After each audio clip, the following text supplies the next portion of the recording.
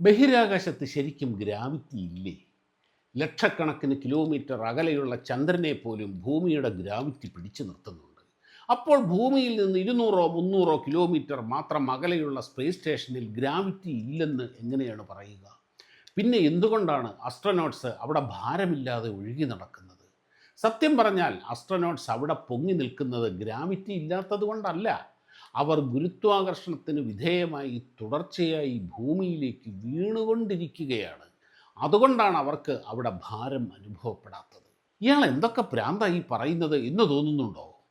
പക്ഷേ കൂട്ടുകാരെ, പലപ്പോഴും മുഴുഭ്രാന്ത് പോലെ തോന്നുന്ന ചില വിസ്മയങ്ങളാണ് ശാസ്ത്രത്തിലെ ഏറ്റവും വലിയ സത്യങ്ങൾ. ബഹിരാകാശ സഞ്ചാരികൾ ശരിക്കും ഭൂമിയിലേക്ക് വീണുകൊണ്ടിരിക്കുകയാണോ?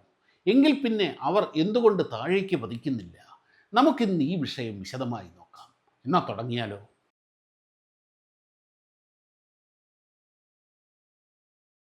ബഹിരാകാശത്തെ ഈ അത്ഭുത പ്രതിഭാസത്തിന് പിന്നിലെ ശാസ്ത്രം എന്താണെന്ന് ഇന്ന് നമ്മൾ കൃത്യമായി മനസ്സിലാക്കാൻ പോവുകയാണ്.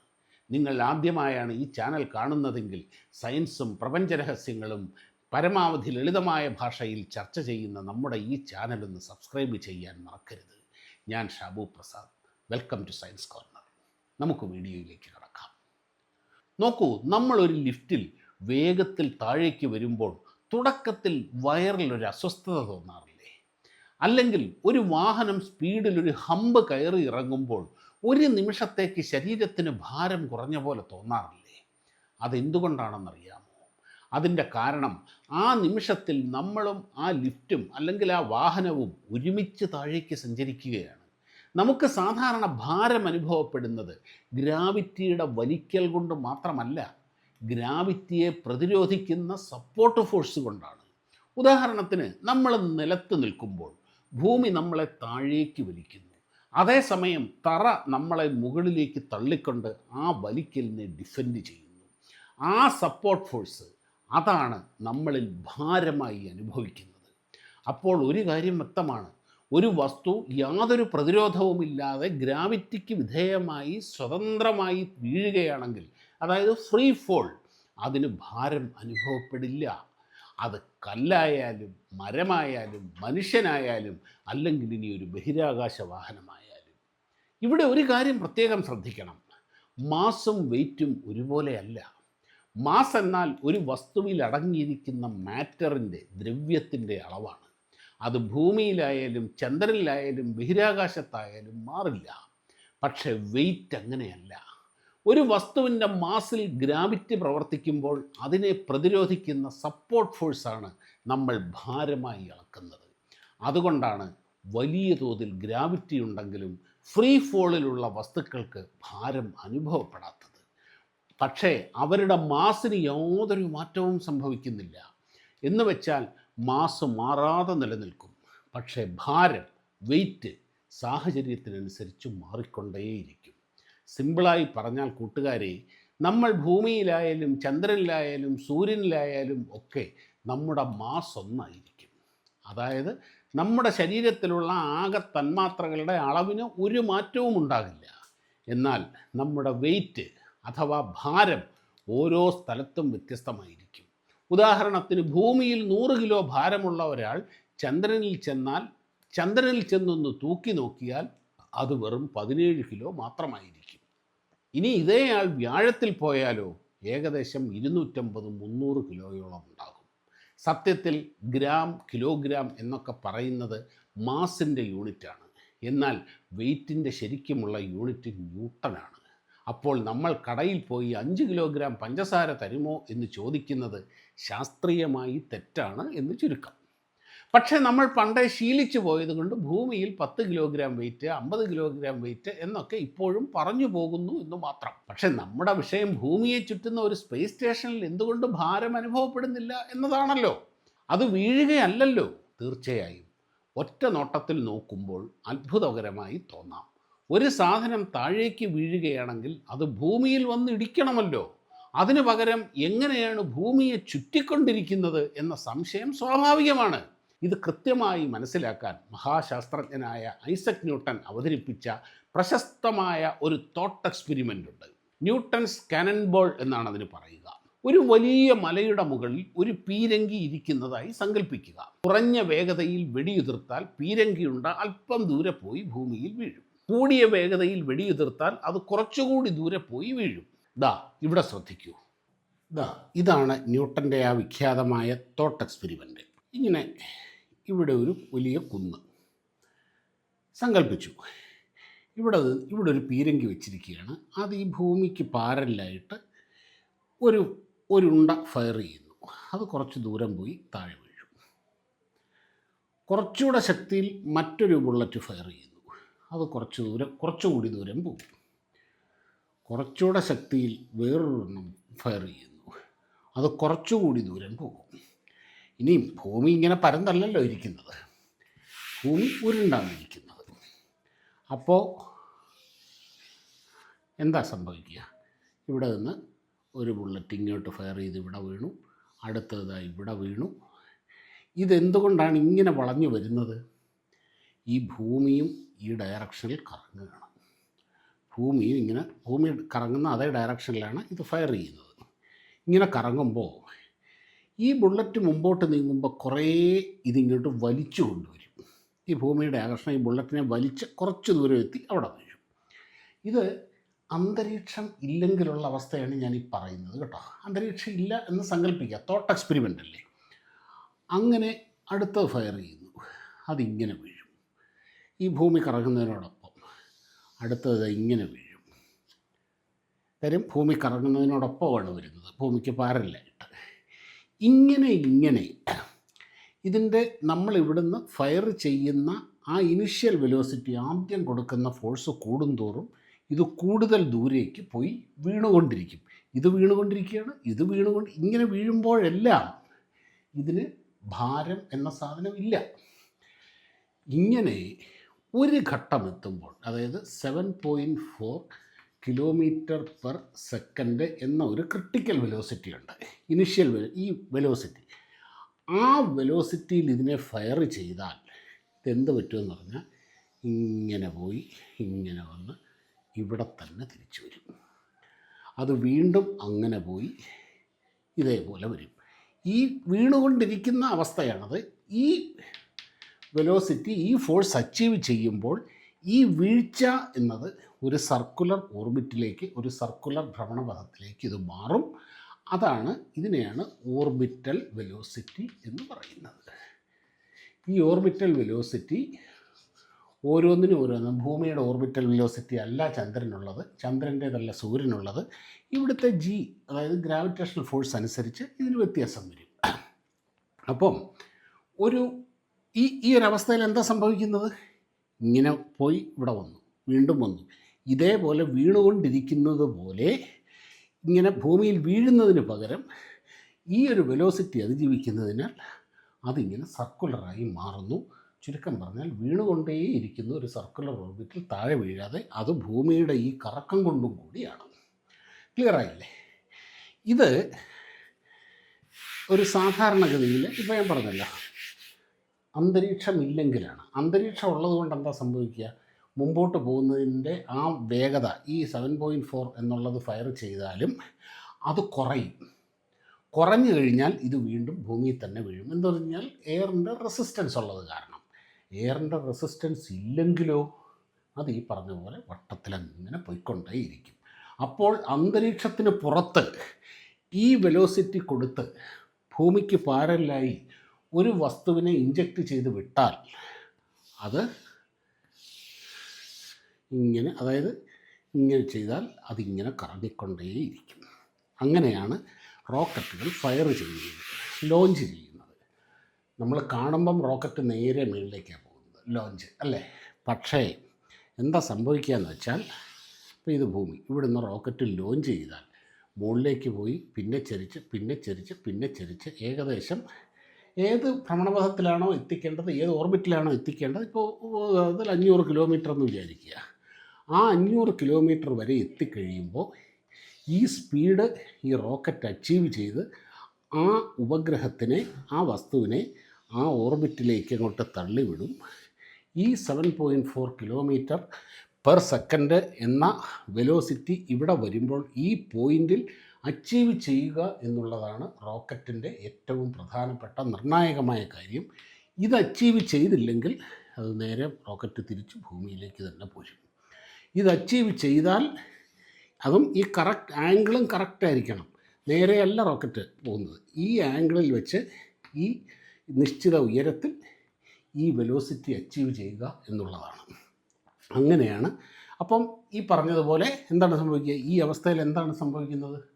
ഇത് മുമ്പ് പറഞ്ഞതുപോലെ തുടർച്ചയായി ഭൂമിയിലേക്ക് വീണുകൊണ്ടിരിക്കുകയാണ്. ഈ വീണുകൊണ്ടിരിക്കുന്ന ഒരു വസ്തുവിന് ഭാരം ഇല്ല എന്നുള്ളത് നമ്മൾ ആ ഫ്ലൈറ്റിൻ്റെയും ലിഫ്റ്റിൻ്റെയും ഹമ്പിൽ കയറി ഇറങ്ങുന്ന വാഹനത്തിൻ്റെയും ഒക്കെ ഉദാഹരണങ്ങളിലൂടെ നമുക്ക് മനസ്സിലായതാണത്. ഇതുകൊണ്ട് ഈ വേഗതയാണ് ഇതിൻ്റെ ഏറ്റവും പ്രധാനം. ഈ വേഗത കുറഞ്ഞാൽ ഈ സാധനം നേരെ ഭൂമിയിലേക്ക് പോരും. ഇപ്പം സ്പേസിൽ നിന്ന് തിരിച്ചു വരുന്ന പേടകങ്ങളുണ്ടല്ലോ, മനുഷ്യർ കയറിയതൊക്കെ, അതെന്താ ചെയ്യുകയെന്ന് വെച്ചാൽ അതിൻ്റെ ഭ്രമണപഥം താഴ്ത്തി ഈ വേഗത കുറയ്ക്കുകയാണ് ചെയ്യുക. വേഗത കുറയ്ക്കുമ്പം ഈ പറഞ്ഞ പോലെ ഈ സാധനം താഴോട്ട് പോരും. അതാണ് ചെയ്യുന്നത്. ഈ വേഗതയാണ് ഇതിൻ്റെ ഏറ്റവും പ്രധാനം. ഇതാണ് ഓർബിറ്റൽ വെലോസിറ്റി എന്ന് പറയുന്നത്. ഈ ഓർബിറ്റൽ വെലോസിറ്റി അച്ചീവ് ചെയ്ത് ഭൂമിയെ ചുറ്റുന്ന ഒരു വസ്തുവിന് ഭാരമില്ല. കാരണം അത് തുടർച്ചയായി ഒരു ഫ്രീ ഫോൾ എന്നൊരവസ്ഥ പോലെ തന്നെ ഭൂമിയിലേക്ക് തുടർച്ചയായി വീണുകൊണ്ടിരിക്കുന്ന എഫക്റ്റാണ് ആ പേടകത്തിനും അതിനുള്ളിലുള്ളവർക്കും ഉണ്ടാവുക. ക്ലിയർ?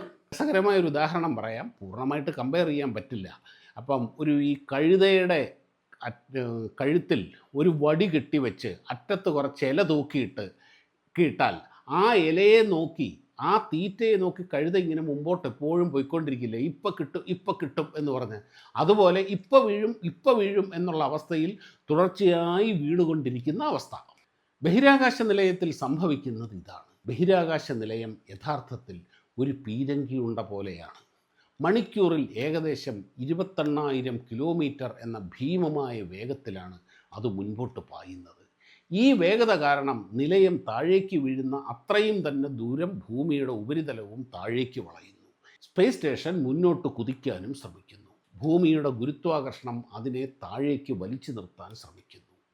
ഈ രണ്ട് ശക്തികളും കൃത്യമായി ബാലൻസ് ചെയ്യപ്പെടുമ്പോൾ അത് ഭൂമിയിലേക്ക് വീഴാതെ ഒരു നിശ്ചിത ഭ്രമണപഥത്തിൽ, ഓർബിറ്റിൽ തുടർച്ചയായി വട്ടത്തിൽ വീണുകൊണ്ടേയിരിക്കുന്നു. അതുകൊണ്ട് ശാസ്ത്രീയമായി പറഞ്ഞാൽ ബഹിരാകാശ നിലയം എന്നത് ഭൂമിയിൽ വന്നിടിക്കാതെ ഭൂമിയെ ലക്ഷ്യമാക്കി നിരന്തരം വീണുകൊണ്ടിരിക്കുന്ന ഒരു അവസ്ഥയിലാണ്. നിലയവും അതിനുള്ളിലെ സഞ്ചാരികളും ഒരേ വേഗതയിൽ ഒരുമിച്ചിങ്ങനെ വീഴുന്നത് കൊണ്ടാണ് അവർക്ക് അവിടെ ഭാരമില്ലായ്മ അനുഭവപ്പെടുന്നത്. ഇപ്പോൾ ഈ വീഴ്ചയുടെ കാര്യം കുറച്ചുകൂടി വ്യക്തമായി കാണുമല്ലോ. ഇത് കുറച്ചുകൂടി എളുപ്പത്തിൽ മനസ്സിലാക്കാൻ നമ്മൾ ചെറുപ്പത്തിൽ ചെയ്ത ഒരു കാര്യം ആലോചിച്ചാൽ മതി. ഒരു കല്ല് ഒരു ചരടിൽ കെട്ടി നമ്മൾ വട്ടത്തിൽ കറക്കുകയാണെന്ന് വിചാരിക്കുക. അപ്പോൾ ആ കല്ലും നമ്മുടെ കൈയും തമ്മിൽ കൃത്യമായ ഒരു ബാലൻസ് ഉണ്ടാകുന്നുണ്ട്, ഇല്ലേ? അത് നിലനിർത്താനാണ് നമ്മൾ അതിനെ വേഗത്തിൽ കറക്കുന്നത്. ഈ കറക്കത്തിൽ ചരടിലൂടെ നമ്മുടെ കയ്യിലേക്ക് അനുഭവപ്പെടുന്ന ബലമാണ് സെൻട്രിപീറ്റൽ ഫോഴ്സ്. അതിന് കൃത്യമായി എതിർദിശയിൽ കല്ലിനെ പുറത്തേക്ക് തെറിപ്പിക്കാൻ നോക്കുന്ന ബലമാണ് സെൻട്രിഫ്യൂഗൽ ഫോഴ്സ്. ന്യൂട്ടൻ്റെ മൂന്നാമത്തെ ചലന നിയമം ഓർക്കുക. എവിടെ ഒരു ഫോഴ്സ് ഉണ്ടോ അതിനോ ഓപ്പോസിറ്റിൽ മറ്റൊരു ഫോഴ്സും ഉണ്ടാകും. അതാണ് സെൻട്രിപീറ്റൽ ഫോഴ്സിൻ്റെ ഓപ്പോസിറ്റിലുള്ള ഫോഴ്സാണ് സെൻട്രിഫ്യൂഗൽ ഫോഴ്സ്. ഇത് രണ്ടും പെർഫെക്റ്റായി ബാലൻസ് ചെയ്യണമെങ്കിൽ ആ കല്ല് കറങ്ങിക്കൊണ്ടേയിരിക്കണം. നമ്മൾ സൈക്കിളിൻ്റെ കാര്യം എടുക്കാം. നമ്മൾ സൈക്കിളിൽ നിന്ന് താഴെ വീഴാതിരിക്കണമെങ്കിൽ എന്താ വേണ്ടത്? സൈക്കിൾ മൂവ് ചെയ്തുകൊണ്ടിരിക്കണം. നമ്മൾ സൈക്കിളിൻ്റെ ഓട്ടം നിന്നാലോ നമ്മൾ ഉരുണ്ടു വീഴും എന്ന് പറഞ്ഞതുപോലെ ആ മൂവ്മെൻ്റാണ് അതിനെ ബാലൻസാക്കി നിർത്തുന്നത്. അതേപോലെ ഇവിടെയും കറക്കം നിന്നാൽ കല്ല് താഴെ വീഴും. ഇതേ തത്വമാണ് ബഹിരാകാശ നിലയത്തിൻ്റെ കാര്യത്തിലും സംഭവിക്കുന്നത്. ഇവിടെ കല്ല് നമ്മുടെ സ്പേസ് സ്റ്റേഷനാണ്. അതിനെ കെട്ടിയിട്ടിരിക്കുന്ന ചരട് ഭൂമിയുടെ ഗുരുത്വാകർഷണവും. മണിക്കൂറിൽ 28,000 കിലോമീറ്റർ വേഗതയിൽ സ്പേസ് സ്റ്റേഷൻ ഭൂമിയെ ചുറ്റിക്കറങ്ങുമ്പോൾ ഈ രണ്ട് ബലങ്ങളും കൃത്യമായി ബാലൻസ് ചെയ്യപ്പെടുന്നു. ഈ പെർഫെക്റ്റ് ബാലൻസിനിടയിൽ നിലയത്തിനുള്ളിലെ സഞ്ചാരികളെ താങ്ങി നിർത്താൻ ഒരു സർഫസ് ഇല്ലാത്തത് കൊണ്ടാണ് അവർ അവിടെ ഭാരമില്ലാതെ ഒഴുകി നടക്കുന്നത്. ഇനി ഇതൊരു രസകരമായ ഉദാഹരണത്തിലൂടെ പറയാം. 4 പേരുള്ള ഒരു വീട്ടിൽ ആകെ ഉണ്ടാക്കിയ ഭക്ഷണം മുഴുവൻ ആദ്യത്തെ 3 പേർ കഴിച്ചു തീർത്താൽ നാലാമത്തെ ആൾക്ക് കഴിക്കാൻ അവിടെ ഭക്ഷണം ബാക്കി കാണുമോ? ഇല്ലല്ലോ. ഇതേ അവസ്ഥയാണ് നമ്മുടെ ബഹിരാകാശ നിലയത്തിലും സംഭവിക്കുന്നത്. നമുക്ക് ഭാരം തരാൻ കാരണമാകുന്ന ശക്തി ഭൂമിയുടെ ഗുരുത്വാകർഷണം, ഗ്രാവിറ്റിയാണ്. പക്ഷേ സ്പേസ് സ്റ്റേഷനിൽ എത്തുമ്പോൾ അവിടെയുള്ള ഗ്രാവിറ്റി മുഴുവൻ ഒരൊറ്റ കാര്യത്തിനാണ് ഉപയോഗിക്കപ്പെടുന്നത്. നിലയത്തെ ഭൂമിക്ക് ചുറ്റും കൃത്യമായ ഒരു ഭ്രമണപഥത്തിൽ കറക്കി ബാലൻസ് ചെയ്ത് നിർത്താൻ വേണ്ടി. അവിടെയുള്ള ഗ്രാവിറ്റിയുടെ 100% ഈ കറക്കത്തിന് വേണ്ടി ചെലവഴിക്കപ്പെടുമ്പോൾ സഞ്ചാരികൾക്ക് ഭാരം അനുഭവപ്പെടുത്താൻ അവിടെ പിന്നെ ഗ്രാവിറ്റി ബാക്കി ഉണ്ടാവില്ല. അതുകൊണ്ടാണ് അവർ അവിടെ സുഖമായി വായുവിലിങ്ങനെ ഒഴുകി നടക്കുന്നത്. ഞാനിത് കാര്യം മനസ്സിലാക്കാൻ പറഞ്ഞ ഒരു ഉദാഹരണമാണ്. സത്യത്തിൽ ഭൗതികശാസ്ത്രപ്രകാരം ഗുരുത്വാകർഷണം അവിടെ തീർന്നു പോകുന്നതോ മറ്റാവശ്യത്തിന് എടുത്തുപയോഗിക്കുന്നതോ അല്ല. ഗ്രാവിറ്റി അവിടെയുണ്ട്. അത് നിലയത്തെയും സഞ്ചാരികളെയും ഒരേപോലെ ഉള്ളിലേക്ക് വലിക്കുന്നുമുണ്ട്. പക്ഷേ നമ്മൾ നേരത്തെ പറഞ്ഞതുപോലെ അവർ നിരന്തരം വീണുകൊണ്ടിരിക്കുന്ന അവസ്ഥയിൽ ആയതുകൊണ്ട് അവർക്ക് ആ ഗ്രാവിറ്റി ഒരു ഭാരമായി അനുഭവപ്പെടുന്നില്ല എന്ന് മാത്രം. തറയിൽ കാലമരുമ്പോഴാണല്ലോ ഭാരം അനുഭവപ്പെടുക. ഇവിടെ തറയും കൂടെ വീണുകൊണ്ടിരിക്കുകയാണല്ലോ. ബഹിരാകാശ യാത്രികർ നേരിടുന്ന ഏറ്റവും വലിയ പരീക്ഷണവും വെല്ലുവിളിയുമാണ് ഭാരമില്ലായ്മ. നമ്മൾ ഇവിടെ ഇരുന്ന് യൂട്യൂബിൽ കാണുന്നത് പോലെ അത്ര സുഖമുള്ളൊരു കാര്യമല്ല ഇത്. നമ്മുടെ ശരീരം പ്രകൃതി ഡിസൈൻ ചെയ്തിരിക്കുന്നത് ഭൂമിയിൽ ഭാരത്തോടെ ജീവിക്കാനാണ്. അപ്പോൾ അതിന് വിരുദ്ധമായ ചുറ്റുപാടുകളിലേക്ക് എത്തുമ്പോൾ ശരീരം കുറേയധികം ബുദ്ധിമുട്ടും. ഒന്ന് മര്യാദയ്ക്ക് വെള്ളം കുടിക്കാൻ കഴിയില്ല, ഭക്ഷണം കഴിക്കാൻ കഴിയില്ല, ഭക്ഷണം തൊണ്ടയിൽ നിന്ന് ഇറങ്ങാൻ കഷ്ടപ്പെടും, വെള്ളം തുള്ളി തുള്ളികളായി വായുവിലിങ്ങനെ ഒഴുകി നടക്കും, എല്ലുകൾ ദുർബലമാകും, ശാരീരിക വ്യവസ്ഥകളൊക്കെ മാറിമറിയും, കിടന്നൊന്നുറങ്ങാൻ കഴിയില്ല, മര്യാദയ്ക്കൊന്ന് മൂത്രമൊഴിക്കാൻ പോലും കഴിയില്ല, ഒന്ന് പൊട്ടിക്കരയാമെന്ന് വിചാരിച്ചാൽ കണ്ണുനീർ പോലും വരില്ല. അതെ, കേൾക്കുമ്പോൾ അത്ഭുതം തോന്നാമെങ്കിലും ഇതാണ് ബഹിരാകാശത്തെ യാഥാർത്ഥ്യം. ഭൂമിയിലെ ഗുരുത്വാകർഷണം നമ്മുടെ കണ്ണീരിനെ താഴേക്കൊഴുക്കുമ്പോൾ ബഹിരാകാശത്ത് ആ കണ്ണുനീർത്തുള്ളികൾ കൺതടങ്ങളിൽ തന്നെ ഒട്ടിപ്പിടിച്ചൊരു കുമിള പോലെ കിടക്കും. നമ്മുടെ ഹൃദയത്തിന് പോലും അവിടെ ജോലി കൂടും. ഭൂമിയിൽ രക്തം താഴേക്ക് വലിഞ്ഞു പോകാതിരിക്കാൻ കാലുകളിലേക്ക് കൂടുതൽ രക്തം പമ്പ് ചെയ്യുന്ന ഹൃദയത്തിന് ബഹിരാകാശത്തെത്തുമ്പോൾ ദിശ അറിയാതാകും. ഫലമോ രക്തവും മറ്റ് ദ്രാവകങ്ങളും തലച്ചോറിലേക്കും മുഖത്തേക്കും ഇരച്ചു കയറും. അതുകൊണ്ടാണ് ബഹിരാകാശ യാത്രികരുടെ മുഖം എപ്പോഴും ഈ അല്പം നീര് വന്നതുപോലെ വീർത്തിരിക്കുന്നത്. ഇത്രയൊക്കെ ബുദ്ധിമുട്ടുകൾ സഹിച്ചും മാസങ്ങളോളം പ്രത്യേക ബെൽറ്റുകൾ ഉപയോഗിച്ച് സ്വയം കെട്ടിവെച്ചുറങ്ങിയും പ്രത്യേക വാക്യൂം ട്യൂബുകൾ വഴി മലമൂത്ര വിസർജനം നടത്തിയും അവർ അവിടെ തുടരുന്നത് എന്തിനാണ്? അവർ സഹിക്കുന്ന ഈ ഓരോ ബുദ്ധിമുട്ടുമാണ് നാളെ ചൊവ്വയിലേക്കും അതിനപ്പുറവുമുള്ള മനുഷ്യൻ്റെ പ്രയാണത്തിന് അടിത്തറയിടുന്നത്. അതുകൊണ്ട് തന്നെ സ്പേസ് സ്യൂട്ടണിഞ്ഞ് വായുവിൽ ഒഴുകി നടക്കുന്ന ആ കാഴ്ചകൾക്ക് പിന്നിൽ അതികഠിനമായ ത്യാഗത്തിൻ്റെ വലിയൊരു കഥയുണ്ട്. ഇതുകൊണ്ടൊക്കെ ഇവരുടെ തെരഞ്ഞെടുപ്പ്, പരിശീലനം ഒക്കെ അതികഠിനമാണ്. ഒരു സാധാരണ മനുഷ്യനെ ഈ സാഹചര്യങ്ങളിലേക്ക് പാകപ്പെടുത്തിയെടുക്കുക എന്നത് അത്ര എളുപ്പമുള്ള കാര്യമല്ല. വർഷങ്ങൾ നീളുന്ന മനസ്സിനെയും ശരീരത്തെയും ഒരുപോലെ പിടിച്ചുലയ്ക്കുന്ന കഠിനമായ ട്രെയിനിങ്ങുകളിലൂടെയാണ് ഓരോ ബഹിരാകാശ യാത്രികനും കടന്നു പോകുന്നത്. അതിലേറ്റവും പ്രധാനപ്പെട്ട ഒന്നാണ് ന്യൂട്രൽ ബോയൻസി പരിശീലനം. ഭൂമിയിൽ ഭാരമില്ലായ്മ കൃത്യമായി അനുഭവിക്കാൻ കഴിയുന്ന ഒരേയൊരു ഇടം വെള്ളത്തിനടിയിലാണ്.